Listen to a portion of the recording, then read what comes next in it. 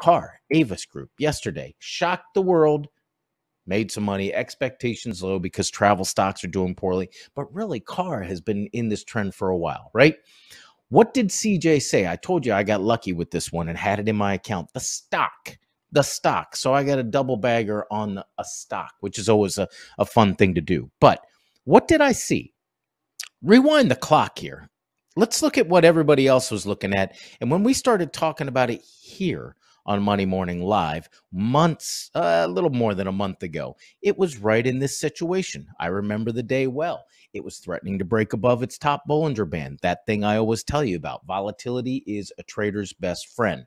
This is a replay, though. This is what it looked like back then. So you had a stock that was starting to tickle that top Bollinger Band just a little bit here and say, you know what, I'm getting ready to break through that 100 level. You also had volume that was coming in on the stock. And at that time, the shorts were going nuts trying to call a top, adding to their positions. And why not? For God's sake. I mean, Hertz was selling cars a little more than a year ago. How are they going to be renting cars? I can remember my rental debacle down in Florida last year in April, I believe it was, when I had to pay close to $700 for 4 days for a Fiat 500. The Gucci Mobile. It was literally called the Gucci Mobile. You can rent it on Turo. If you do, tell the guy that CJ sent you. Out of Tampa Bay, the Gucci Mobile on Turo, I paid $700 because Avis had no cars. I had to go out to Turo. $700. The Gucci Mobile was awesome for parking at the beach, though, because it was about 4 foot long. But anyhow, I digress. Move the clock forward, and now you've got in September this little situation where Avis was breaking up above the 100, and I kind of told everybody here, hey, this is kind of starting to look interesting. Then this happened. The stock broke up to $170 and just kept going. It was a slow burn because guess what? It was a nice short squeeze stock, and this is what happens when you have a short squeeze. And this is before yesterday. This is what happens when you have a short squeeze along with a company that starts to give some indication that they truly are coming back to life. The stock stayed overbought. Notice there was no crescendo volume, though. This just burned along its top Bollinger Band. And then yesterday, you had that moment where they delivered the news. It was the blow to the short sellers and the windfall for people like me. This is why we watch short interest. This is why I have a screen dedicated to the companies with high short interest. And I track them based on whether or not they're trading above their 50-day moving average, whether their 50-day moving average is moving higher, all of these technicals that I look at, because there's an easy way, and it doesn't have to be a meme stock. And we're taking a little bit of time getting into this, but it's because it's important.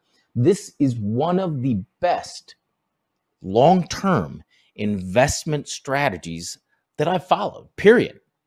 Night trader model is awesome. Picking up momentum, breakouts, et cetera, but over the long haul, and I'm talking back to 2000, early 2000, monitoring the short interest and looking at it, not from a short to float, but looking at it as the swell of short interest, along with technically strong fundamentals and technicals. And sometimes you can squint on the fundamentals, has, bar none, given me the most reliable, and they're winners.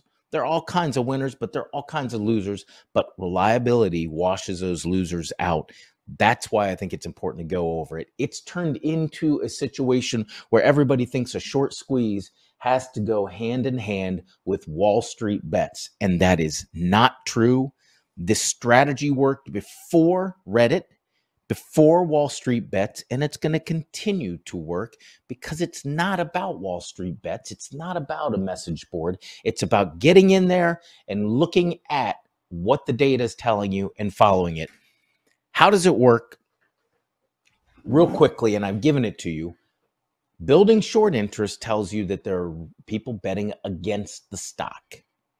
And I don't care who it is. I honestly don't care who it is.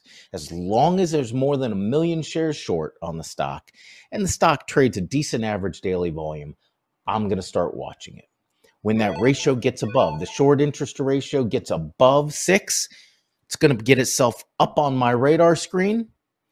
And then when I start to see the technicals kick in with volume and a technical anomaly, like breaking above the Bollinger Band, I'll get to that question in a second that Brandon put up. That's when I start to jump. And that's the situation I'm seeing, to bring it back to the retailers, in multiple cases with the retailers. BJ Services. BJ is one of the companies that we hold in the Night Trader portfolio. We've been down on the position. All of a sudden, it's green again and rocking towards its 100% profit target. BJ is one of those companies that I talk about consistently being a high short squeeze company, as well as strong technicals. The fundamentals, everybody's afraid of it. It's in the retail sector. Follow me for the next couple of weeks, as we're going to, because retail season is coming up in terms of earnings. It's really 2 weeks out right now. They're the last group to report their earnings. So there's going to be a lot of opportunities. Is SDC going to finally short squeeze? 2 small moves up this morning, trying to get back to $6, heavily shorted, and don't hear anyone talk about it. Ron W. asks that question. Let's take a look at that. Thanks, Ron. I like that question too. Smile Direct Club. What you've got with Smile Direct Club also, everything I just said about short interest, erase it. I'm kidding when I say that. I'm not telling you to erase it. Let's check and make sure that if it's on the filter, and by the filter, I mean my short list, which is taken about, no, it's not. And there's a reason, actually. And I'll explain it. So I'll give you the company above where Smile Direct would be, which would be Sunrun, RUN. And it's down today slightly. And then the company that is right under it, SEA. Let's see if we can notice a difference. Let's play a little game here. We're looking at Smile Direct Club, and I'll tell you, the difference is right here. So it's about to turn into a short squeeze candidate. It's missing one key element, and that is the technicals. Technicals, the 50-day is still technically in a bearish or neutral trend right now. The 20 days crossing below it. That's why Smile Direct Club right now is not making my short list. And the other thing is, look at the volume down here. You've got volume that's been dropping, so it's getting defended less and less. So Smile Direct, what does it have to do to answer your question? What does it have to do to become a short squeeze candidate, or a better short squeeze candidate? Well, first of all, Smile Direct Club's gotten a little bit of a, not bad rap, but it's certainly turned into one of those stocks that's been played a couple times around over the last 2 months. As you can see, these nice big jumps in the stock basically are opportunities for the shorts to start getting out, or at least they get, let's call them short squirts instead of squeezes. You kind of get the people afraid, the shorts afraid of it, and they'll rotate out of it. They'll rotate a little bit.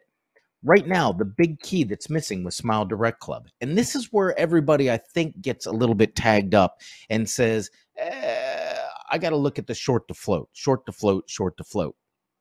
One of the reasons I look at the short interest ratio is it's the volume, the daily volume that's actually trading. Short to float does matter. I call it the kicker. With a short to float of 30%, Smile Direct Club warrants a little bit of, let's say, respect in terms of the short squeeze.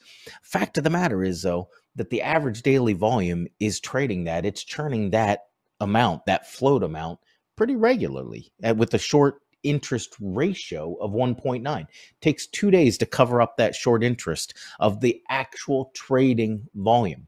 If this were flipped around and you had a higher short interest ratio and a little bit lower, maybe a 15% short to float and a 6 or a 10 on the short interest ratio, I'd be jumping on this right now as a short squeeze. But fact of the matter is, it's missing those elements. I told you about the 2 companies that are above and below it. Let's look at those real quickly just to tease you a little bit. Sunrun was the company above where Smile Direct Club would be, SDC. There's a little bit of a short squeeze that's happened. You can see that it popped up above the 200-day moving average, and I'd be holding off on that. The other one, C Limited, one of the stocks that actually my night traders talk about quite often. We had one night trader or 2 night traders that talked about it in the chat. This is a little better. I like this one. I like C right now because the 370, I can look at it and say there's a 370, a top that's going to get taken out, as well as a Bollinger Band. I put this a little higher on the list than Smile Direct. There you go.